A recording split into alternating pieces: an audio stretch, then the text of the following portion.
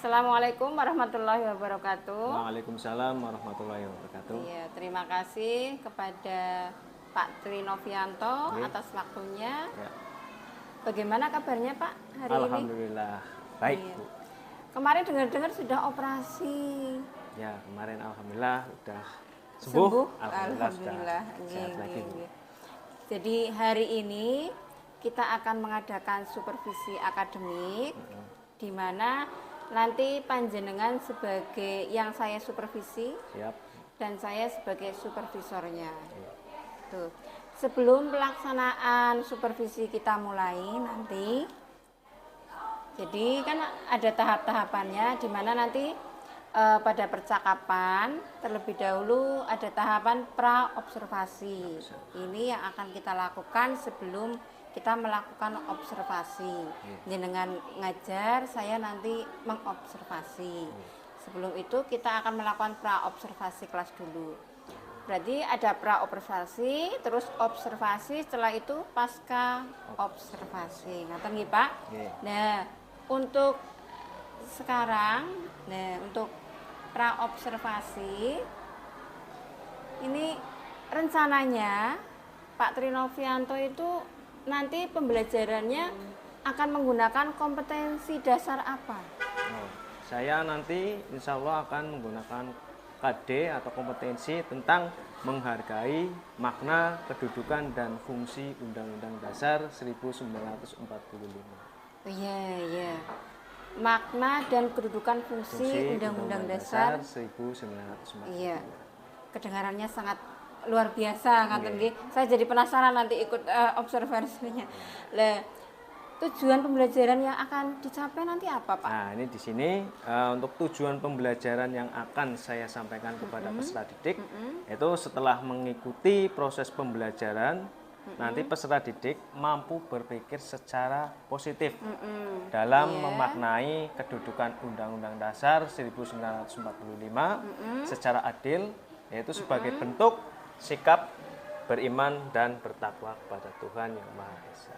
Secara adil sebagai bentuk beriman dan bertakwa. Oke, ya. Dari luar biasa, ya. Terus langkah-langkahnya. Jadi langkah-langkah pembelajaran yang akan Pak Tri Novianto lakukan itu apa saja? Nah, untuk langkah-langkah pembelajaran sesuai dengan RPP, Bu. Oh iya, sesuai jadi dengan RPP. pasti ada yang namanya pendahuluan, adanya orientasi terhadap pembelajarannya, kemudian memberikan sebuah apersepsi, lalu setelah apersepsi, lalu diberikan motivasi, diberikan motivasi supaya siswanya semangat, kemudian melanjut ke dalam kegiatan inti. Nah, kegiatan inti. Kebetulan saya nanti menggunakan model pembelajaran PBL, Problem Based Learning, ya, serta nanti adanya kegiatan penutup. Nah, dengan merefleksikan diri setelah melakukan pembelajaran pada kegiatan tersebut, ya. Lalu tidak lupa dengan penilaian. Nah, di sini juga saya akan menerapkan penilaian sikap dengan lembar pengamatan, lalu ada yang penilaian pengetahuan atau kognitifnya, yaitu dengan menggunakan soal-soal uraian, dan yang terakhir ada penilaian keterampilan dengan menggunakan lembar project. Iya, lengkap sekali. Oke. Jadi nanti akan ada langkah-langkah sesuai RPP. Penilaiannya juga ada sikap, pengetahuan, dan keterampilan. Oke. Area pengembangan yang hendak dicapai. Seperti apa yang ingin panjenengan capai nanti area pengembangannya? Area pengembangan yang hendak saya capai khususnya ini nanti di materi di kelas 8 untuk peserta didiknya itu lebih terampil lagi, ya. Kemudian memiliki berpikir yang positif dalam mengimplementasikan sikap adil dalam kehidupan sehari-hari. Iya. Implementasi sikap adil dalam kehidupan sehari-hari. Oke, ya. Area mana yang spesifik yang akan diobservasi, yang panjenengan inginkan nanti? Areanya itu dari segi keterampilan peserta didik itu sendiri, yaitu dalam menyelesaikan kasus yang nanti akan saya sajikan. Oke, berarti keterampilan dalam menyelesaikan kasus. Oh nggih, iya. problem permasalahan. Iya, penyelesaian masalah Nggih. ngaten. Iya. Indikatornya apa, Pak? Indikator ketercapaian yang ada dari tujuan pengembangan yang akan dilakukan. Tujuan indikatornya ya, itu nanti peserta didik diharapkan terampil dalam menyelesaikan suatu permasalahan, yaitu dari dalam menyelesaikan sikap adil, terutama di dalam Undang-Undang Dasar 1945. Iya, luar biasa. Sikap adil memang itu harus sesuai dengan Undang-Undang Dasar. Luar biasa. Saya jadi penasaran sekali untuk nanti akan mengobservasi di kelas. Terus strategi, ya strategi yang dipersiapkan itu seperti apa yang dilakukan Pak Trinovianto? Strategi yang nantinya akan saya terapkan, yang akan saya gunakan itu kemungkinan berdiskusi. Nah, berdiskusi secara kelompok tentang mengidentifikasikan sikap adil tersebut sesuai dengan Undang-Undang 1945. Selain berdiskusi, juga nantinya setiap kelompok itu nanti akan menyajikan hasil presentasinya terkait dengan diskusi kelompok tersebut. Oke, berarti strateginya dengan berdiskusi kelompok dan presentasi. Iya, luar biasa. Kendala apa yang diprediksi akan terjadi nanti pada pembelajaran yang akan panjenengan lakukan? Ya, mungkin kendala yang nantinya akan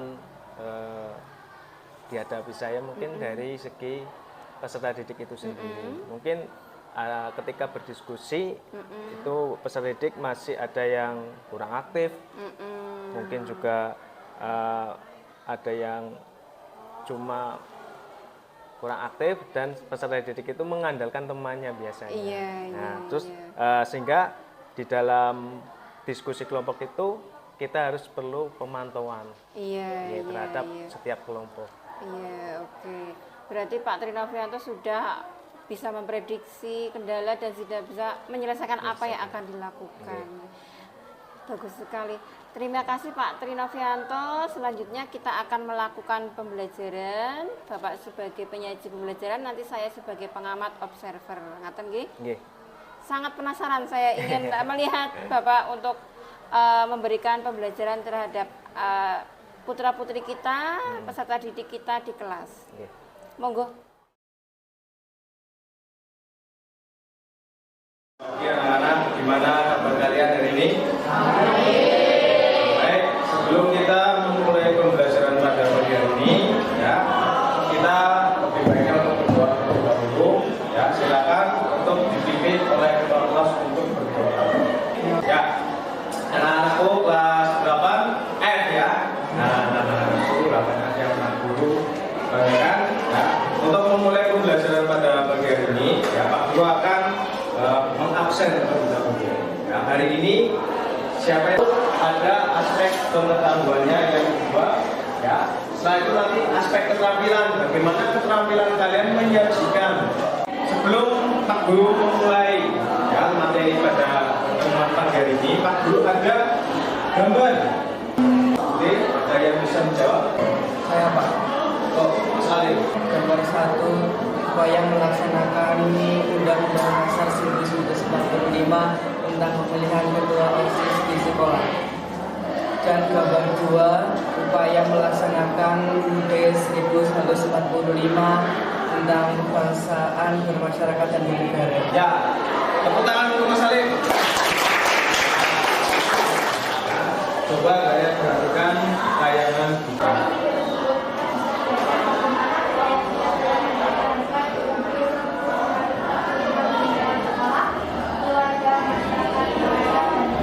Ya, tepuk tangan untuk Mbak Dinda.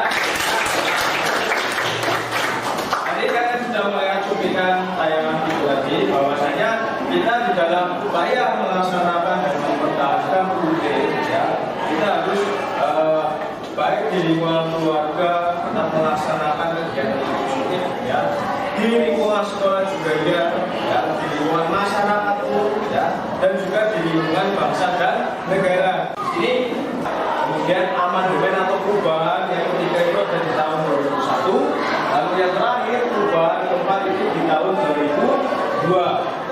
5 kesepakatan, ya, 5 kesepakatan dasar yang berkaitan dengan UUD. Yang pertama di sini tidak merubah pembukaan UUD Dasar Negara Republik Indonesia tahun 1945. Nah, sampai di sini ada yang ditanyakan dulu? Tidak? Nah, di sini sudah ada petunjuk dalam mengerjakan. Ya, di sini kalian disuruh mencari upaya kalian dalam melaksanakan dan mempertahankan Undang-Undang Dasar 1945 di berbagai lingkungan bersama kelompok kalian. Tak kasih waktu berapa menit? Nah, setelah itu nanti kalian ya guru bagikan ya lembar kerja proyek. Nah, setelah kalian diskusi ya perwakilan kelompok nanti maju untuk mempresentasikan. Keluarga.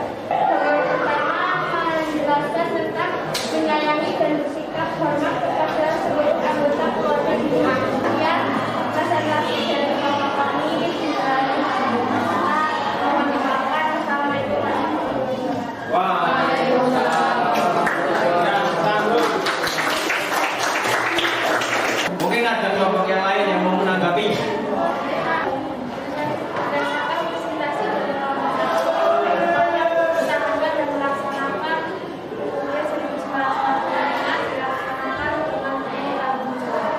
Ya, tepuk tangan dulu untuk gua. Oke, selanjutnya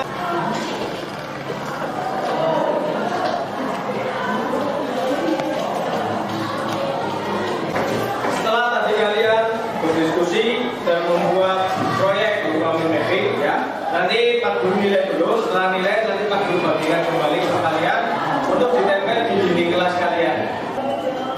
Saya Pak, kesimpulan pada pembelajaran pagi hari ini adalah upaya melaksanakan dan mempertahankan UUD 1945 harus dilakukan oleh seluruh elemen bangsa kapanpun dan dimanapun.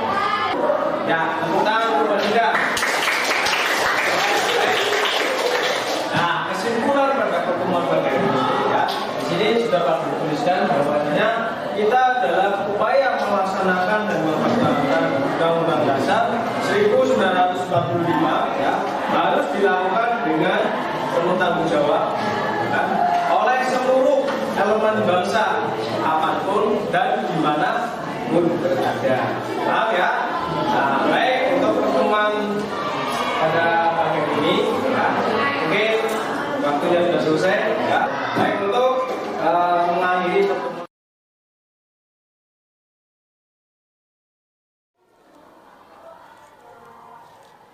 Luar biasa Pak Tri, tadi saya melihat pembelajaran panjenengan. Oke. Anak-anak antusias sekali dan semoga saya pengen lihat lagi kapan-kapan. Siap Bu. Nah, Silakan. Sekarang mari kita melakukan percakapan setelah observasi. Jadi istilahnya adalah percakapan pasca observasi kelas. Ngaten nggih? Ya. Pak Tri Novianto, coba pendapat panjenengan tadi tentang pembelajaran yang dilakukan baru saja seperti apa, bagaimana? Dalam proses pembelajaran itu sudah sesuai dengan tujuan pembelajaran. Iya. Nah, di mana tujuan pembelajarannya tersebut peserta didik mampu berperilaku positif dengan bersikap adil. Bersikap adil sesuai Undang-Undang Dasar 1945. Nah, dilihat dari cara mereka menyelesaikan kasus yang saya berikan. Intinya pembelajaran sudah sesuai dengan tujuan pembelajaran. Iya, jadi pembelajaran sudah sesuai dengan keinginan, gitu, sudah sesuai dengan tujuan pembelajaran, ngaten nggih. Terus menurut Pak Tri Novianto, topik percakapan, ya, yang tadi topik percakapan dari yang sudah kita lakukan dan catatan-catatannya apa saja? Untuk topik percakapan dan catatannya itu peserta didik dapat bersikap positif dengan berperilaku adil sesuai dengan kehidupan sehari-hari, sesuai dengan Undang-Undang Dasar 1945. Jadi berperilaku positif, berperilaku adil sesuai dengan Undang-Undang 1945. Iya, luar biasa nggih. Berarti berperilaku positif, adil sesuai Undang-Undang Dasar 1945. Iya.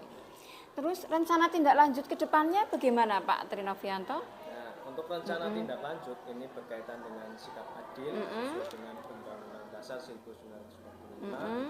Peserta didik diharapkan mampu berperilaku positif di sekolah, terutama dalam menaati tata tertib sekolah. Oke, iya.